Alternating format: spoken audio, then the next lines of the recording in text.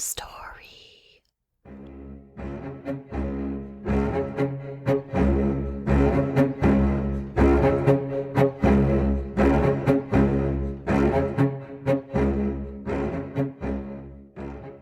Hey there. Welcome to episode 24 of Tell Me a True Crime Story. I'm your host, Holly. Today we'll cover a developing news story that's recently been in the headlines and all over social media. Thank you guys so much for being here. I hope that you and your family are happy, healthy, and together forever. I need your help to grow my audience. I'm an independent podcaster, which means it's just me doing this whole operation, the writing, the researching, recording, editing, and promoting the podcast. So how you can help me tremendously is by leaving me a review or a 5-star rating. That helps this podcast become more relevant and visible to more people. To leave me a rating and review on Apple, just go to my show page and scroll down till you see ratings and reviews. Select a star rating, then below that, click on write a review. Thank you guys again for being here, and big, big hugs to all of you. Now, let me tell you a true crime story. Wow, do I ever have a salacious but very sad story for you today. I'm doing something different for this episode. I'm going to cover a story that's happening now. This case broke about a month ago when 36-year-old Georgia mom of 3, Lindsay Shiver, her alleged lover, and an alleged would-be hitman were arrested on July 21st in the Bahamas. Bahamian prosecutors charged them with conspiracy to commit murder, an offense that carries a 30 to 60-year prison sentence. And you will probably hear me say alleged and allegedly way too many times during this podcast, but I feel like I have to do that because these people are presumed innocent until proven guilty in a court of law, and this case hasn't gone to court yet, so that's why I have to use that word so much. Lindsay Shiver was born Lindsay Shirley on October 28, 1986 in Dothan, Alabama. She will turn 37 this October. By the looks of it on social media, her parents appear to still be together, and she has 2 brothers. Several websites online have named her family members, but I'm not going to here. There's no point in doing that. They didn't ask for this spotlight that has been shined on their family ever since these events transpired. According to several news outlets, Lindsay Shiver attended Houston Academy, a private school, then went to Troy University before moving to Auburn University. Both are in Alabama. In 2005, Lindsay Shiver took home the crown at the Miss Houston County pageant. She also competed that fall in the National Peanut Festival pageant, and she won second runner-up there. She graduated from Auburn in 2009 with a degree in marketing. Lindsay's husband, Robert Shiver, is 38 years old. He attended a private school called Brookwood School in Thomasville, Georgia. There, he played baseball, basketball, and football. After graduating from high school, he went to Auburn University as a walk-on for their football team, the Auburn Tigers. Now, I'm about to show you guys how ignorant I am when it comes to sports. I had no idea what a walk-on meant, so I had to look it up. For those of you who also don't know what it is, I will tell you what I now kind of understand it to be. A walk-on is an athlete that becomes part of a college sports team and has not received any form of athletic financial aid. In other words, they have not been awarded a scholarship. They are essentially trying out for the team. After that, though, Robert did end up receiving a 3-year scholarship with the Auburn Tigers. When Robert was a senior at Auburn, a 2008 roster on the Auburn Tigers website shows that Robert's position was deep snapper. At that time, he was 6'3" and weighed 222 pounds. He went on to have a short stint in the NFL playing for the Atlanta Falcons. In 2009, he started working at Senior Life Insurance Company and is now executive vice president there. Lindsay, Shirley, and Robert Shiver met at Auburn University in a fitness class. They married in March of 2010. So as of this year, 2023, the couple has been married for 13 years. They have 3 young boys whose ages are 4, 10, and 11. The New York Post reported that sources have said that Lindsay Shiver started to change at some point. It goes on to state that, quote, the friend suspected Shiver was having an affair, end quote. The friend said, quote, from the outside looking in, it was all perfect, but she was bored for a long time. Lindsay was a firecracker, end quote. Another quote in the article from Lindsay's friend says, quote, she lived a double life. This Georgia housewife with the lovely kids and the Bahamas bad girl. She got caught up in something really bad. It's sad, end quote. Lindsay is said to have made frequent trips to the island of Abaco in the Bahamas, where she and her husband have a vacation home or have access to a vacation home. I'm not sure if the couple owns it or if it's owned by Robert Shiver's family. Seemingly, his family is pretty well off. Robert Shiver's dad served as CEO of Flowers Foods, the company that makes Nature's Own, Tasty Cake, Dave's Killer Bread, and many others. The company is number 2 in packaged bakery foods in the United States and had nearly $5 billion in sales in 2022. His dad worked there for 4 decades, starting there in 1978, and was their CEO from 2013 until his retirement in 2019. And just for reference, the current CEO of Flowers Foods makes about $6.5 million in total compensation yearly. This includes a base pay of nearly $1 million, plus bonuses and stocks, etc. The Shivers vacation home is located on Great Ghana Cay, one of the smallest, least populated cays within the Abaco chain of islands. It's in an ultra-exclusive members-only residential community called Baker's Bay Golf and Ocean Club. Tom Brady and Michael Jordan have homes there. Reportedly, Robert suspected Lindsay was cheating on him and hired a private investigator to tail her and track her activities on the island in the Bahamas. Allegedly, the PI took photos of Lindsay spending time with her 28-year-old lover, Terrance Adrien Bethel, who goes by Adrien. It's been reported that Robert confronted Adrien Bethel and said sarcastically to him something like, "Thanks for taking care of my wife." After learning of her affair, it's been reported that Robert no longer allowed Lindsay access to the home in the Bahamas or to their private jet. Then, in early April of this year, Robert filed for a divorce from Lindsay. He wanted the divorce on grounds of her quote-unquote adulterous conduct and said that the marriage is irrevocably broken.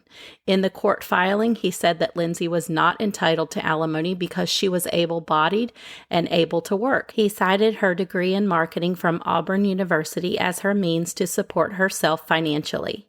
In the civil action suit, Robert Shiver requested sole custody of their 3 boys, possession of their $2.5 million 7-bedroom, 7-bath, 7,800 square foot home on almost 4 acres in Thomasville, Georgia, all of the home's furnishings, and possession of his vehicle. Lindsay filed for divorce the very next day after Robert filed for a divorce. Her divorce filing contends that the marriage is irretrievably broken with no hope whatsoever for a reconciliation. It also states that she feels unsafe in their home and claimed that Robert has been abusive to her in front of their kids, physically, mentally, and emotionally. She said she installed locks on the interior doors of the home for her protection. The civil suit alleges that Robert punishes her financially, hides money from her, and he cut her off from funds she uses to run the household. She said that she has, quote, incurred debt beyond her means to pay, end quote, and asked that her husband be made to pay them. She also alleges that he uses the kids to punish her by not allowing her to talk to them and taking them away for long periods of time. Lindsay said in the suit that she's been the children's primary caregiver since they were born. She said she's been a stay-at-home mom, has not worked outside of the home in some time, and therefore has limited employment opportunities. She claimed that her affair was during their separation and was, quote-unquote, legally condoned by her husband. On August 1st, after the alleged murder conspiracy came to light, Lindsay's divorce lawyer filed a motion to withdraw from the case as her attorney. Police body cam video surfaced online from an incident that occurred at the Shivers' home in Georgia on July 16th. I'm going to play audio of the body cam footage for you, but since you can't see what's going on, I'm going to explain it to you a little bit first. Then maybe when you hear it, you might better understand it. City of Thomasville, Georgia, Police Department officers responded to the Shivers' home after Lindsay called police. The video starts out with Lindsay Shiver and 3 officers standing in her driveway. She explains to the officers that they filed for a divorce, but they're still living in the same house. She said they had travel plans to leave that morning.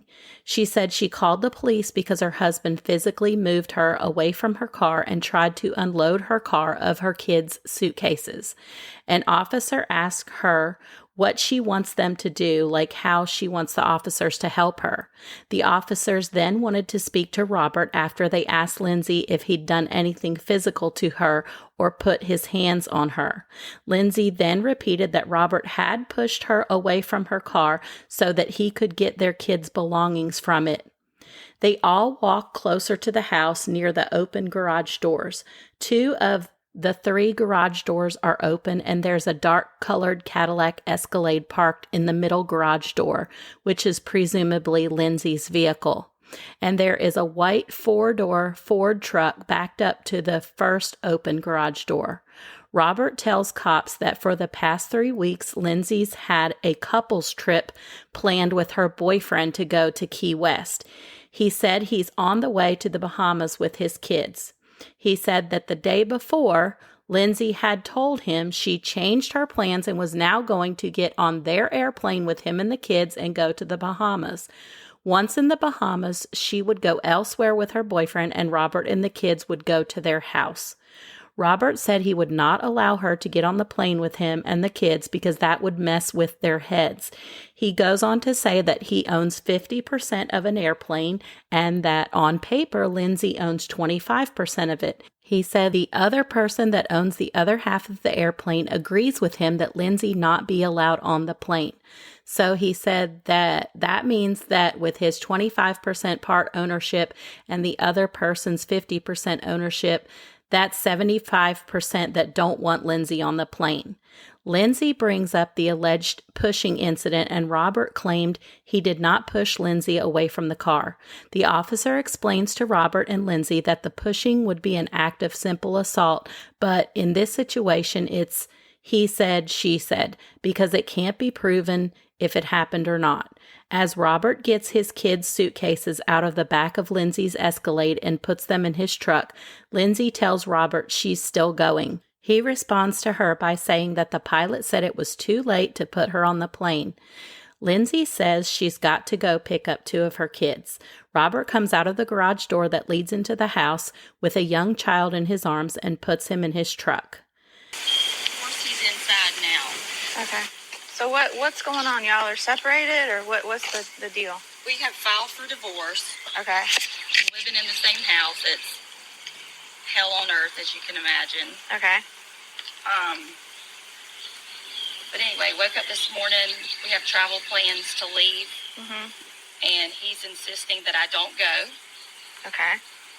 And then I have my keys. He moves me out of the way, starts trying to unload my car. Tells me he owns the car. He owns the rights to it. Just got super aggressive, and that's when I called immediately because he's been physical before, and I'm just not doing that. So are you just wanting to leave? Or is he supposed to be going with you? Yeah, we're supposed to be going with our kids. Okay. All right. So I don't know that's what I was asking dispatch, like what y'all can do if there's even, but of course now he's inside acting.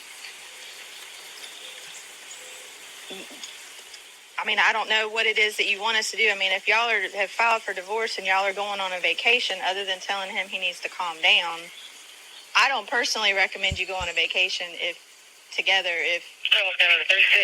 there's an issue like that and y'all have filed for divorce. Right. I mean, it's obviously a hostile situation. Right. So, is there a way that you can go without him, or? I mean, the best thing, what we're going to do is tell y'all that y'all need to separate. I mean, has he put his hands on you that, have y'all been physically aggressive today? I mean. No, just besides him moving me out of the way of my car to get to it. Okay, what do you mean he moved you out of the way? Like pushed me out of the way so he could get to my car and start unloading it. Okay. We're going to need to talk to him then.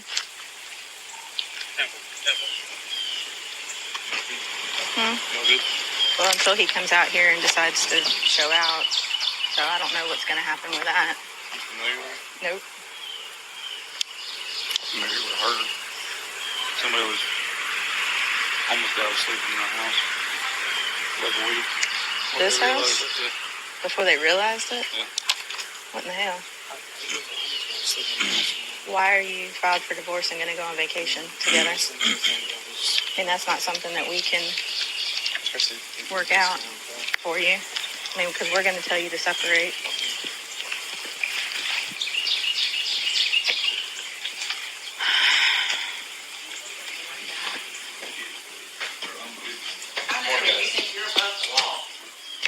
Okay, so what's going on this morning? So for the last 3 weeks, maybe longer, she's had her couples trip planned with her boyfriend to go to Key West. Okay, but she just said you're going. That was to Key West. They don't. I'm taking my kids, my 3 boys, to the Bahamas this morning. Our kids. Our kids.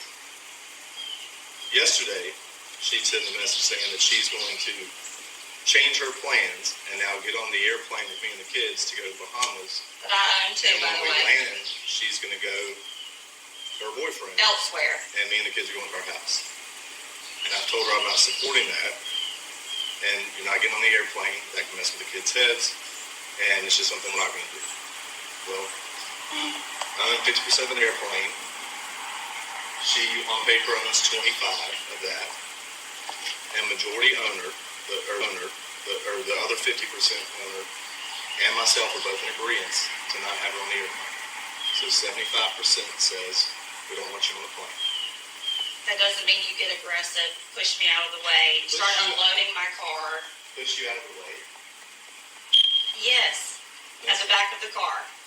Okay. Lindsay, I did not push you or anything. He doesn't want me to go.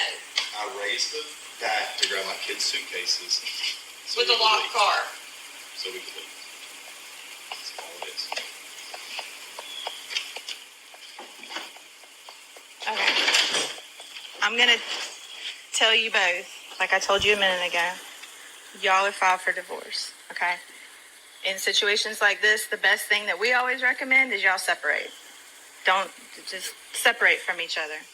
You don't need to be going on vacation together if you file for divorce and it's obviously a volatile situation. That's Right. That, I mean, I don't know how else to put it other than that, okay?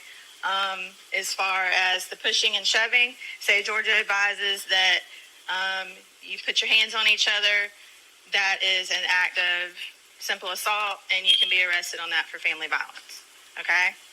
You're saying you did, he's saying you didn't. So I got, if you want to, I can't sit here. It's a he said, she said situation. We run into it all the time. So you what's can gonna, ask all of the people that I know if I'm an aggressive or abusive person. You want me to show him the photos? okay, so here's what's gonna happen today. I'm gonna generate a report that we were out here and that we made contact with the both of you. I'm gonna generate a report that states you said he physically moved you away from the Yes. vehicle by pushing you away from the vehicle. You say, I didn't do that. I opened the back hatch of the vehicle, got suitcases Grabbed my out. suitcase and she stepped in front saying you're not grabbing them and moved me out of the way. Exactly. And I'm moving you, Robert, for God's sake. that we're not going to go back and forth. That's how we're going to do that. My next, I mean, I can't tell her she can't go on vacation with you. I Okay, understand that. it's marital property. That's that. Pilot already said Okay, it's too late to even put her on it's the all gonna be civil issues. I can't stop her. I can't say you can't go wherever the heck it is you want to go. I can't tell you. You can tell. That has nothing to do with what we're doing here. We're here because of acts of violence, to calm the situation. That's what we're here to do. Okay. I can't control y'all going on vacation. Don't recommend going on vacation together, but that's just my personal. It's just an hour on an airplane, just with our kids. Do you have any identification on you? Okay, can I get that, please? Do you have your ID on you? I do.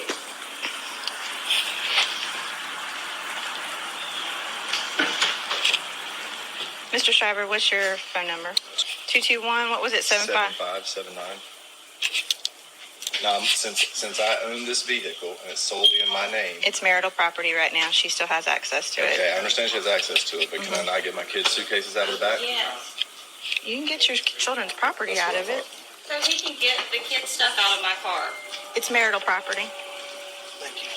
And I don't have any paperwork saying that he's not allowed access to the children's property. He's just not able to move me out of the way to get it. Right. Again, he said, she said.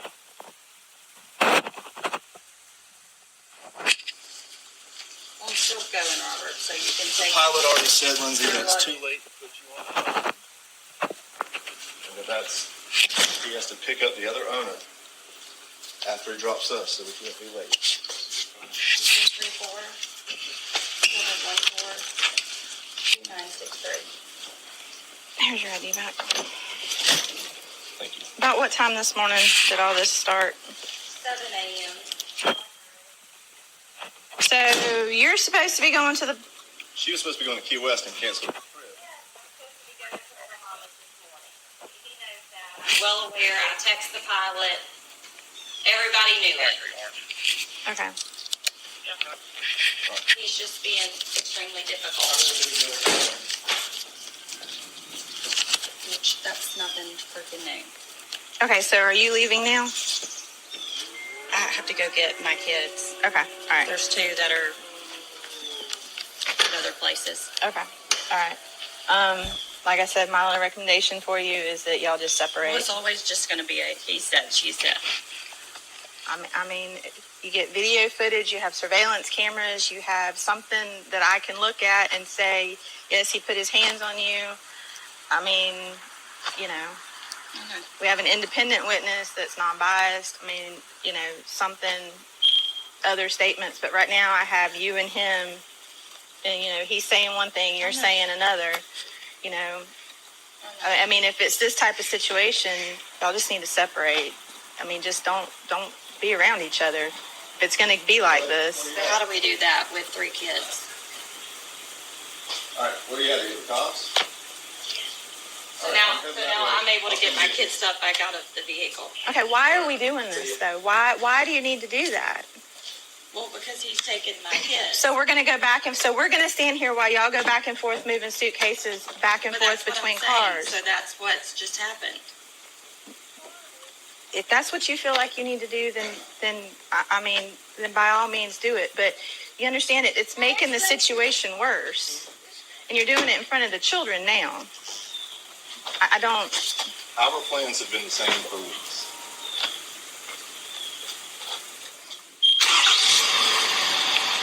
I now have to go pick up our other 2 kids. I just told her I was going to do that. Lennon just called me and said he can get. Okay. Well, I'll go get Grayson. I can pick him up. I just said I'm going to get Grayson. You heard me say the pilot said it's too late to And act. I'm going to get Grayson. And where is he going? Because I need to get him something to the airport. We're just not. I'm trying to take all 3 boys, which is what I've had planned. I'm asking where you take them because I need to pick them up, and I can just leave straight from Okay, there. I'll Looks bring him simple. to you, Robert. Where is he right now? Okay. Is he at Chayton's house? No. Whose house is he at?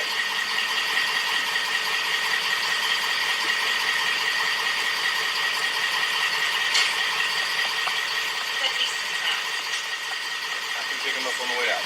I'll go get landed, pick him up. So you're free to go. I'm I'm doing what I had planned to do.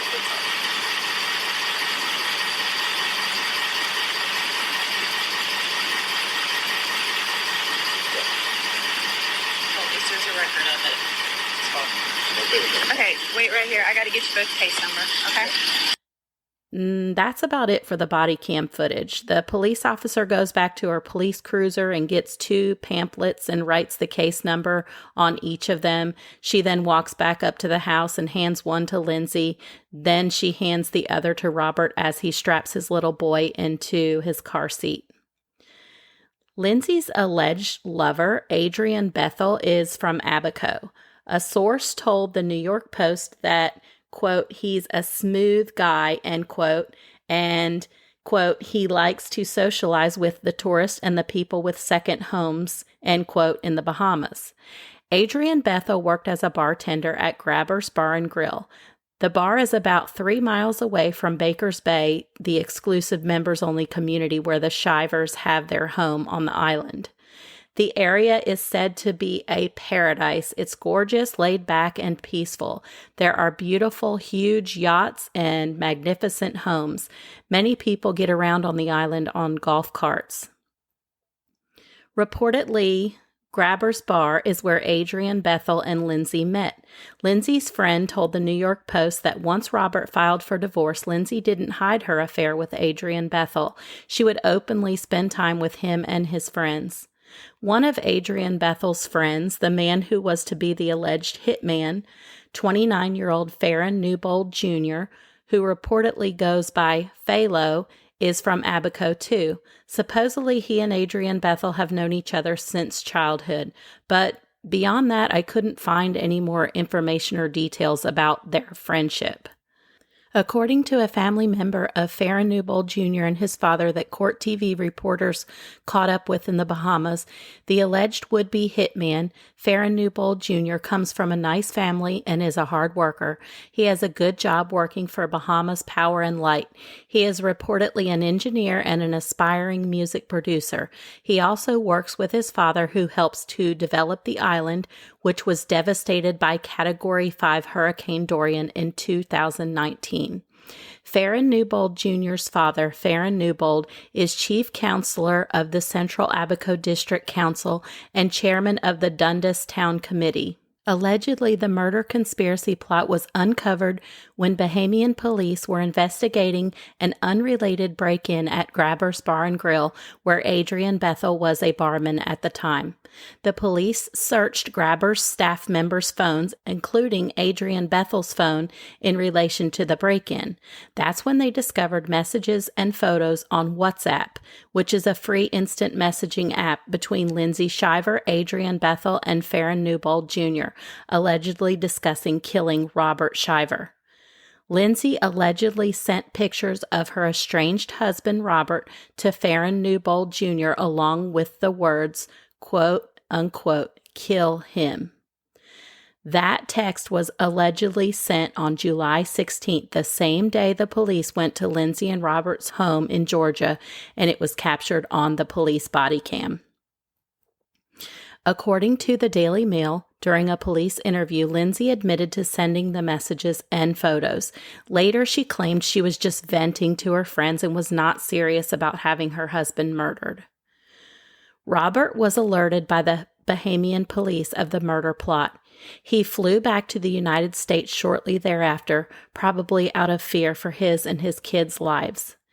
Lindsay is currently out on bail. She's required by the court to wear a GPS ankle monitor and has to abide by a curfew. The New York Post stated that she's rented a Kia sedan to use locally. And according to Court TV, Lindsay has leased a property on Cable Beach in Nassau on New Providence Island.